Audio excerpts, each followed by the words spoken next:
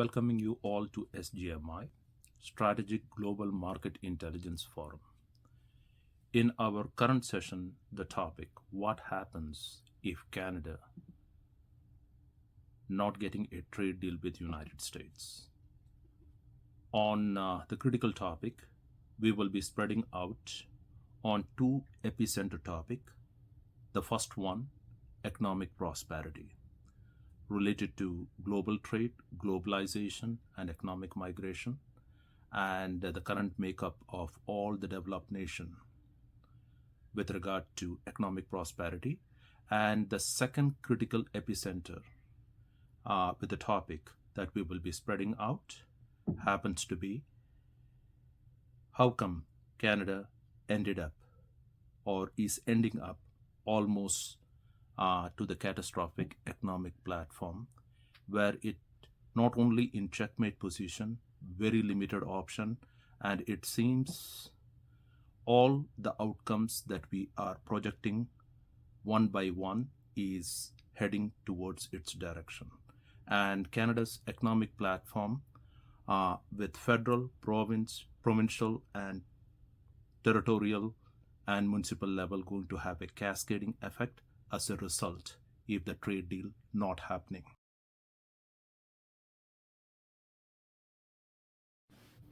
On the topic, what happens if Canada not landing a trade deal with US? We would like to showcase 6 strategic implication outcomes. The very first implication, USMCA going to be rewritten, ratified, and agreed upon. The world's most lucrative trade agreement will be transformed from trilateral to a bilateral agreement. The second implication outcome, Canadian leadership put to 360-degree uphill task and includes not only federal government but as well as provincial, territorial, and municipal government into full play. Without a trade deal, accountability paramount and will lead to official resignation, to critical disruption at government level, but above all create serious trust issues with Canadians about government credible functioning. The third critical implication, serious capital erosion in Canadian economy. Without a trade deal, investor confidence will touch rock bottom, and not only turnkey projects, but even base market expansion and product service introduction all going to be impacted. The fourth implication outcome, tsunami level unemployment protrusion. Till now, Canadian economy registered private sector downsizing, but now will witness mass layoff at all government level with limited severance and benefit, and month to month the data bringing up more unbearable pain. The fifth critical outcome, 360-degree turn on immigration. With hyper competitiveness, job insecurity, crime rate increase, and low productivity, the negative sentiments towards immigration will settle, and Canadian government needed to bring a credible response and a firm stand to sustain Canadians' trust and confidence. The final critical outcome, it will pave way towards viable ground creation at grassroots level for US integration. And the simple reason for it, economic certainty and prosperity.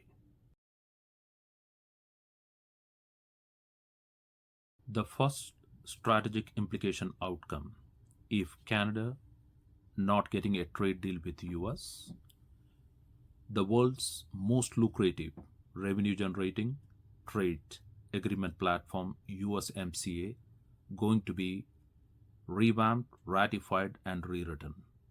Till now, USMCA happens to be a trilateral agreement mutually benefiting 3 countries, Canada, US, and Mexico. But especially in the last 10 plus year, because of the trade deficit and the leverage that northern and southern partner are trying to exert on US economy, it is creating wider deficit and a lot of correction happening on that end. But with the tariff introduction from 2025, it is trying to bring out a scenario where the trilateral most probably will be ending up with a bilateral agreement.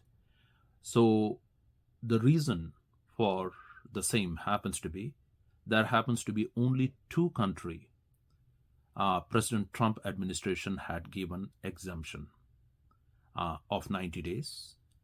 Of course, one happens to be China and the next one happens to be Mexico. And the reason for that, both countries very critical for US global trade and its overall dominance. Not only Mexico happens to be US number one trade partner as of January 2022 because of nearshoring and all that security that it tries to give, not only sharing the border, the time sensitivity, and the overall control, and the strength that Mexico can try to bring towards US.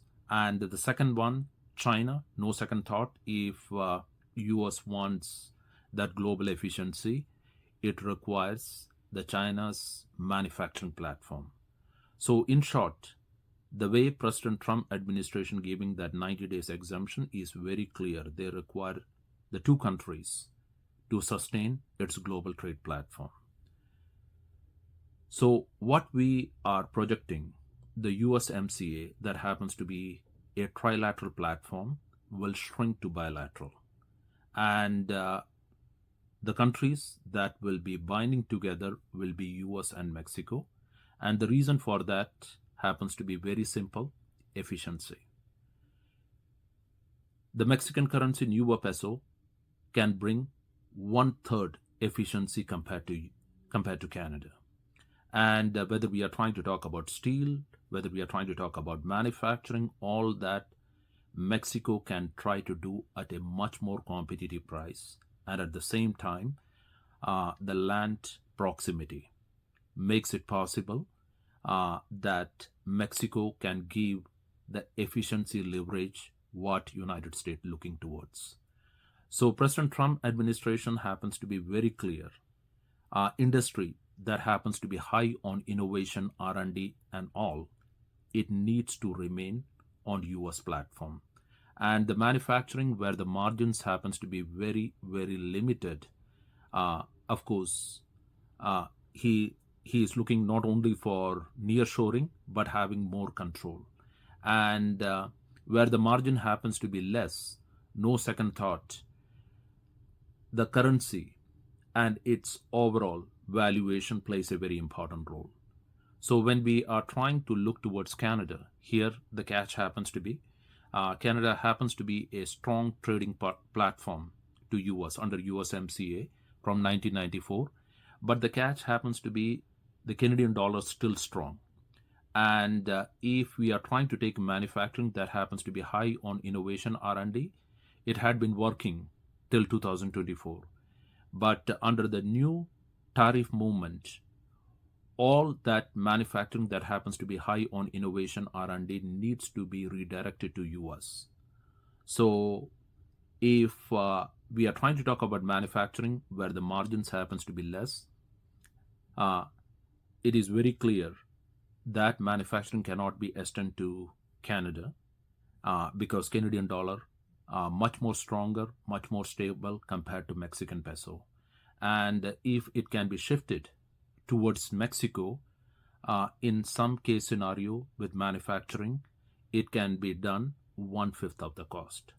So we are trying to look towards if the trade deal, the way it is shaping out, will be more like a bilateral agreement, and we are projecting USMCA will be revamped, retitled as USMA, United States-Mexico Agreement, without Canada on the platform.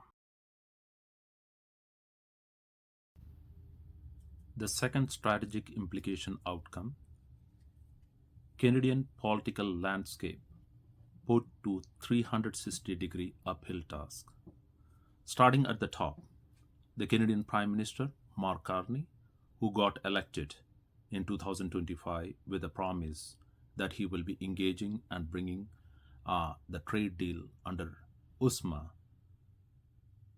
his position, his credibility, and overall political career coming down to the focal length, the focal light.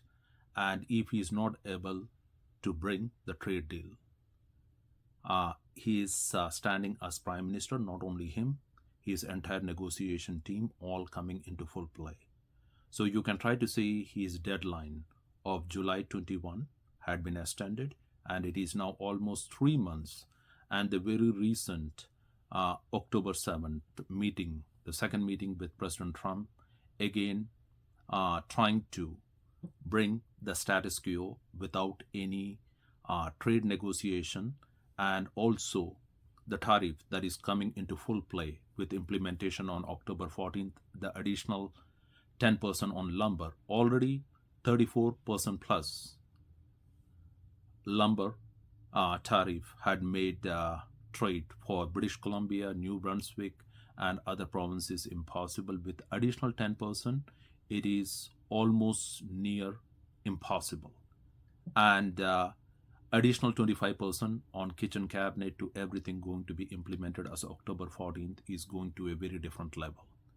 And now the question, Canada already in checkmate position, and Prime Minister Mark Carney team looking for a trade deal, if it is not with US, with other strong buying market.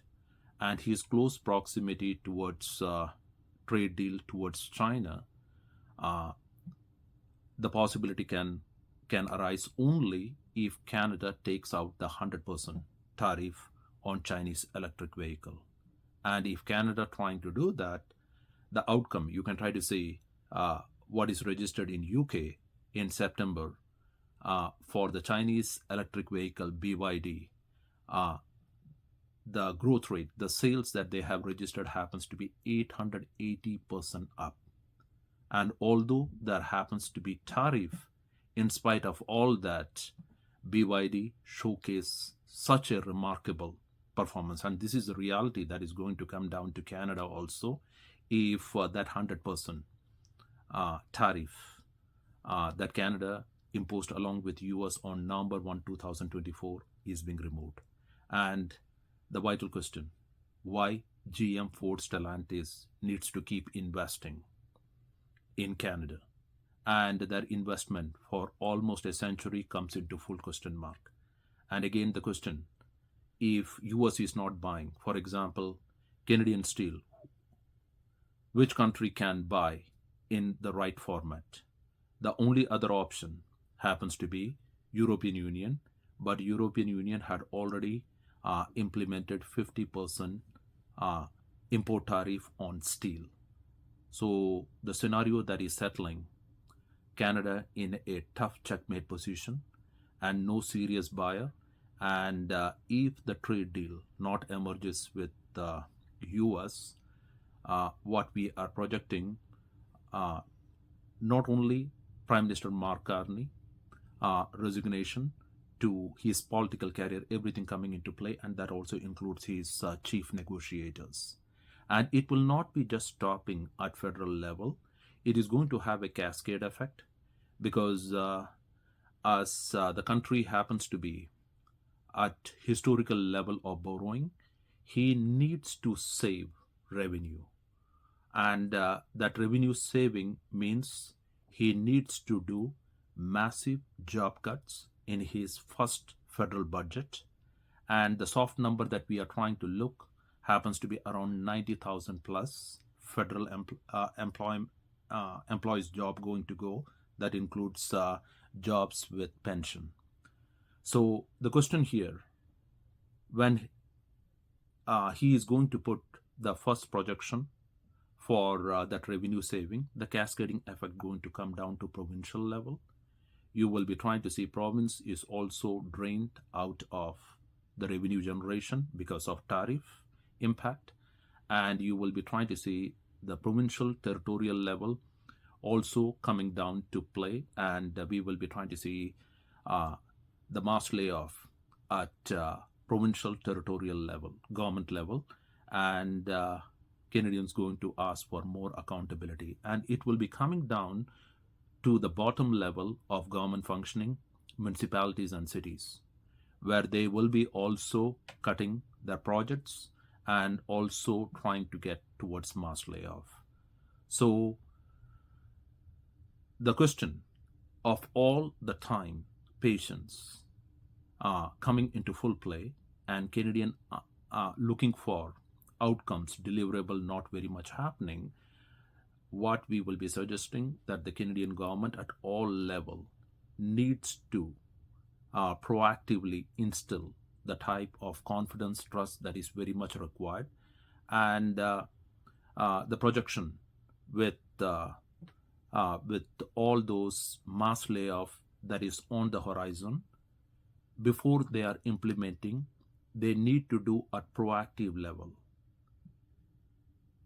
All elected officials from the top, that includes not only the Prime Minister, his cabinet, but all elected MPs, that includes also opposition plus senator, at provincial territorial level, the Premier, his or her cabinet, the opposition MPPs, and coming down to the bottom level, municipalities, that includes mayor, councillors, every elected official in this country, before they are going for that massive government layoff, they need to proactively take a 25% pay cut. And that will be instilled still a strong confidence among Canadians that when the government trying to take all the important decision, they know the seriousness, the depth. It is not like throwing all the weight towards the hardworking government workers, but also they are trying to do the balancing act at their level, where they know that it is also economically hurting them as well. So you will be trying to see the government accountability will be under foot check, and the balancing act the government needs to do to sustain the confidence, the trust among Canadians becoming more paramount.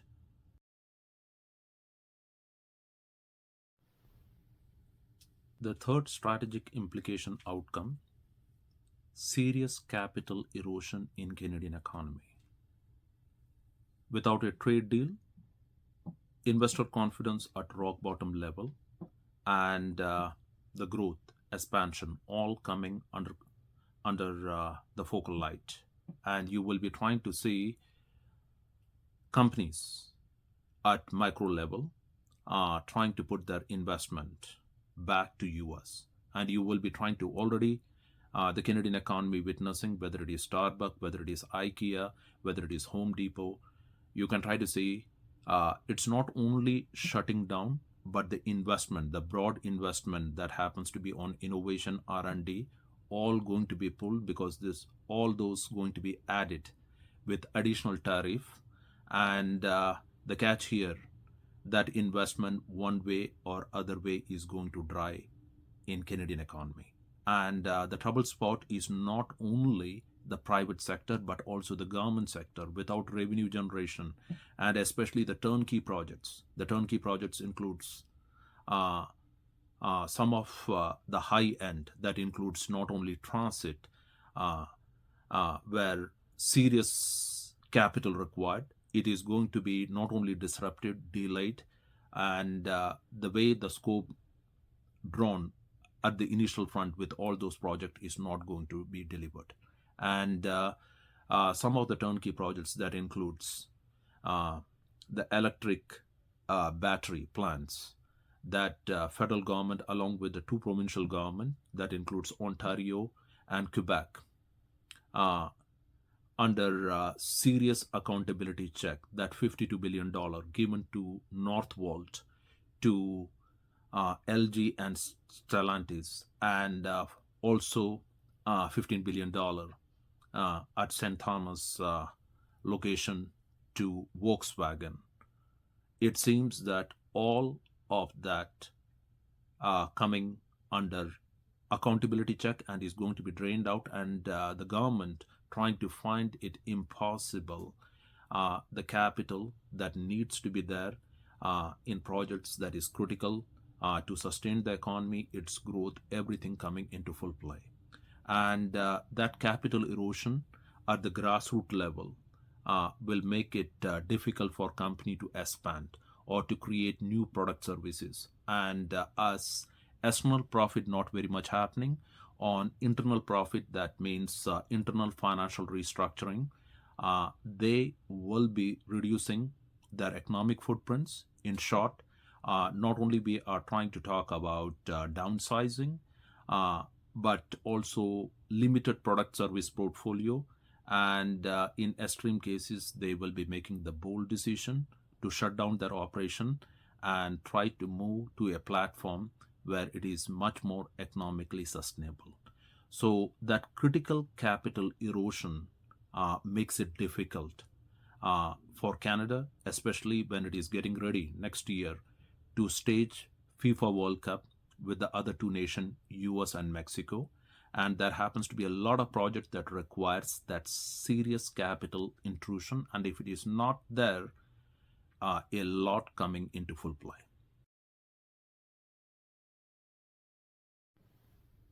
The fourth implication outcome, tsunami level unemployment protrusion. At micro level, already Canadian economy registering mass layoffs. But the catch here happens to be uh, the serious erosion happening on multi-generational uh, multi-generational industries, where you can try to see fifth to sixth generation working, and no matter whatever the Canadian economic state, those jobs were always secured. But under a tariff scenario and without a trade deal, the core industries like steel, aluminium, and to be more precise, automobile industry. If you can try to look in Oshawa to Windsor, you can try to see fifth to sixth generation working, and you can try to see at some plants you can try to see two to three generation working at the same time. Now all this industry's future comes into full play, and the mass layoff. Now this will be leading towards factory shutdown and all, because of that massive tariff that is making it impossible to find a buyer, making situation extremely difficult. So it is not only month to month from private sector level the unemployment going to historical level, but the critical norm that it's emerging going to happen at government platform. And the reason for that happens to be the revenue generation that is very much impacted, and especially with all the tariff that is already implemented on the core industry, like the way we had addressed, from steel, aluminium, lumber, copper, uh, pharmaceutical, as of October 1, additional 10% on lumber, pharmaceutical industry. We had already covered pharmaceutical, now like film production. So you can try to see literally all industry coming into full play, and the revenue generation at on government platform very much into play. And the federal government, when it is going to introduce its first budget, the soft number that they will be trying to look, the way we are projecting, 90,000 federal job cuts. These are jobs that has full-time pension, full level pension, and it's all going into full play. So that 90,000 happens to be the soft number to start with, but if the revenue generation pool not sustained, it will be going more and more deeper cut. And like the way indicated, when the government going ahead, uh, especially at federal level, it will be creating a cascading effect, and it will be going to provincial, and will be reflecting all the way to municipal city level. Then For the government, it becomes imperative, like the way we had addressed at the start, to instill trust confidence before they are implementing that broad layoff platform. They need to proactively, all elected officials needs to take at least 25% pay cut so they can give the confidence in this trouble scenario, economics situation. They are along with Canadians and they also sharing the economic pain. But if they are trying to go ahead only towards layoff, but trying to protect their own platform, it will be bringing serious division and the erosion of Canadians' confidence and trust.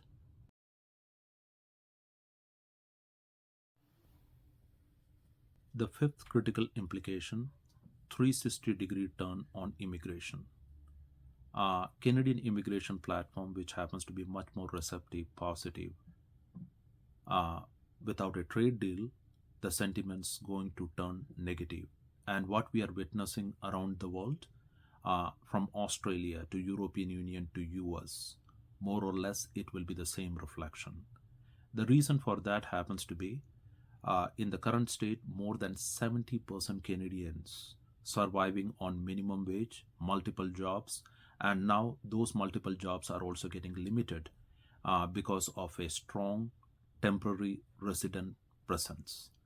And the scenario with hyper competitiveness, job insecurity, high crime rate, and low productivity, the negative sentiments are all going to be strong. At the start of 2025, when you can try to say all the province, territory in Canada unified uh, to protest against Trump administration integration of Canada into US, the strong reason for that at the very grassroots level, the multi-generational job that happens to be secured. Uh, we are trying to talk about steel, aluminum, copper, all those mining industry and automobile industry. And Canadians were not concerned uh, about immigration beyond a certain level because all these jobs, well protected, secured for Canadians, uh, now into full play. And not only the multi-generational job with additional tariff, you will be trying to see all. We are trying to talk about automobile assembly plants, steel plants, lumber, all closing down, and all those people are also on the survival turf to get jobs.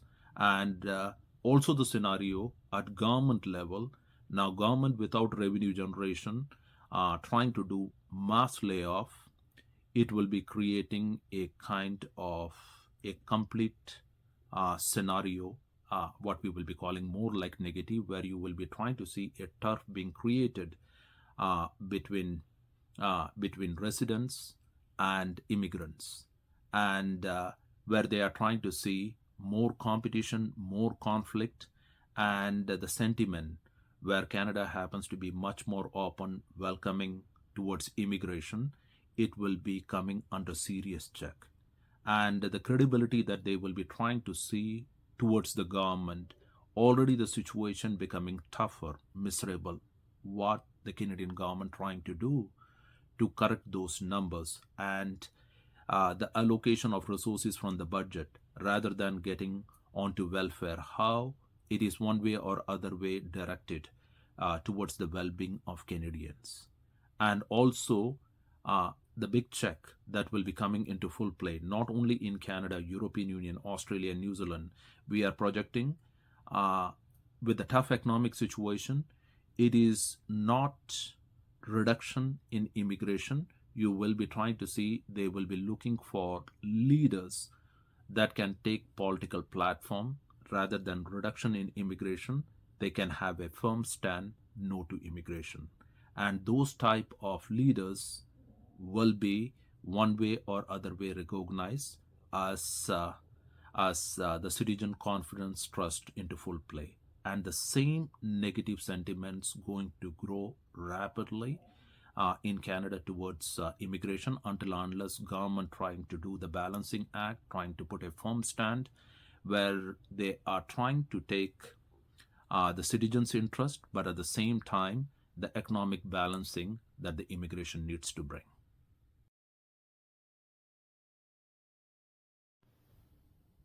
The final strategic implication outcome: viable ground creation at grassroots level towards US integration. And the simple reason for it: economic prosperity. And to justify, we will be taking two parallels, one at country level and the second one, the top political leadership. So the country level parallel that we are trying to take happens to be New Zealand. New Zealand, post-pandemic, with high inflation and real estate at unsustainable level, it had come down to a level where you can try to see 37% Kiwis, the New Zealand citizens, had left New Zealand permanently, not only to Australia, Europe, wherever the economic prosperity happens to be. So New Zealand is also not under the threatening environment that the neighbor Australia is going to integrate it. But the reality that settles in any economy at the grassroots level: economic prosperity. And in a globalized environment and global trade, the reason why people leaves their family, their core identity in their native country and trying to look towards developed nation, it is not like in developed nation they are immediately going to be successful. They start from the very basic, ready to struggle. All that happens to be economic prosperity.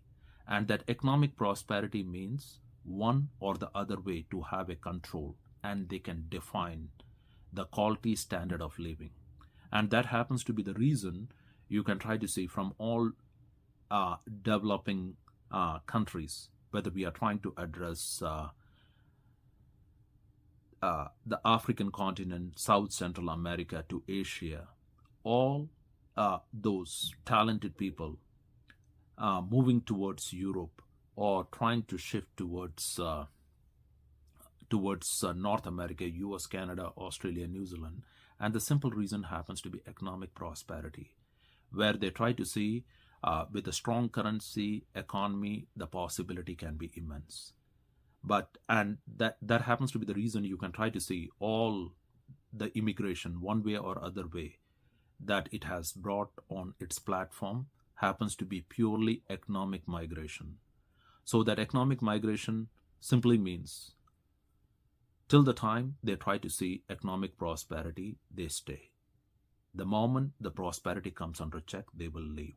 So it is not only for the immigrants that are moving, but also for the ones that are born and brought up. The example that we had given about the Kiwis, the New Zealanders, 37% permanently living is one parallel.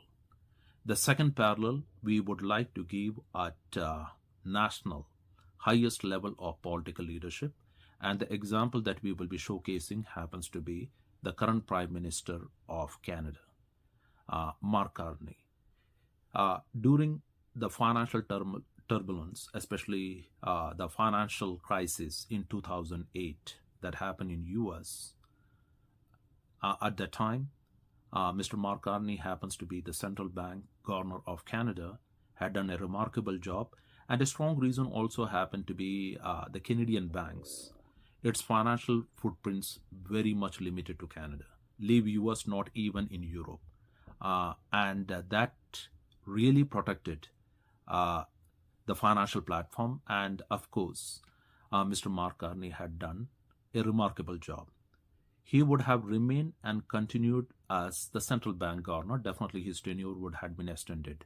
But he also realized that he is talented, he is focused, but no matter whatever outcome he brings, in Canada it is very much limited towards global recognition. So for him to get an opportunity as Federal Reserve Governor, being a Canadian, impossible. So the second platform, when he was offered uh, the central bank governor, the Bank of England, he immediately accepted because he knew that uh, the portfolio that he is going to get into will be not only giving him global acceptance, recognition, and the way he would like to position himself. So he continued for 2 terms, and uh, he still wanted to continue till the time the British Conservative government lost trust in him and abruptly ended his tenure. And that is when uh, Mr. Mark Carney realized, hey, uh, that turning back to Canada, although he has got the global recognition in UK to some level, not like the way the land of opportunity US brings, but when he returned back, uh, all the position offered to him, finance minister to financial advisor, he felt very low compared to the global recognition he had got as central bank governor and the UN financial envoy. And he felt that the only position that can put him at parallel happens to be the prime minister position. So the way the Prime Minister Mark Carney trying to see economic prosperity, more global recognition uh, that can come from the other part of the world. And if it is going to come with the topmost land of opportunity, US, this is the same perception that is going to be settled with Canadians. So the integration towards US at grassroots level, when multi-generational job is going to be completely dysfunctional, and the mass layoff at government sector all coming into play, the perception will settle. The economic prosperity, whichever land tries to commit, promise, they will be attracted more towards that platform like a magnet. And the concept that the perception that we would like to again bring, again we would like to showcase from Canada, uh, anyone talented, focused, determined, successful, if they remain in Canada, they can grow only to a certain level. And if they want to get that broad recognition and the worth that the talent they have got, they need to be recognized in United States. So we would like to give examples like for example, ice hockey, that happens to be the national sport of Canada. You can try to see the brightest player plays for the American National Hockey League. So whether you are trying to talk about Sidney Crosby or you are trying to talk about Wayne Gretzky, the reality that settles not only the recognition but the commercial part very much recognized in United States. The same way you can try to put towards the business end, the most powerful entrepreneur on the platform, Elon Musk, he also having not only South African but also Canadian citizenship. So if Elon Musk would have stayed in Canada, how far he would have grown. But the US platform, the land of opportunity, made him what he is and going to be the first trillionaire. So it is not only business, sports. We will be trying to showcase everything that you would try to see. The most talented Canadians happens to be in US rather than in Canada. So whether you are trying to talk about at the music level, whether we are trying to talk about Celine Dion, not only the recognition from the Titanic Hollywood platform to the Las Vegas residency, where she got all that economic strength that she had got today, or even you can try to see Drake to Justin Bieber. If they had remained in Canada, the maximum they would have got a Juno Award, and how far they would have commercially grown. And if you try to see at artistic level, one of the topmost Hollywood paid actor again comes from Canada, Keanu Reeves, to the most creative, capital intensive director Hollywood had seen, James Cameron. All happens to be Canadian. But if you try to see if James Cameron remain in Canada, he would have still been driving the truck trailers and having the dream one day he will be creating Avatar but with very limited vision. So this is the reality that will be settling at grassroots level, the perception.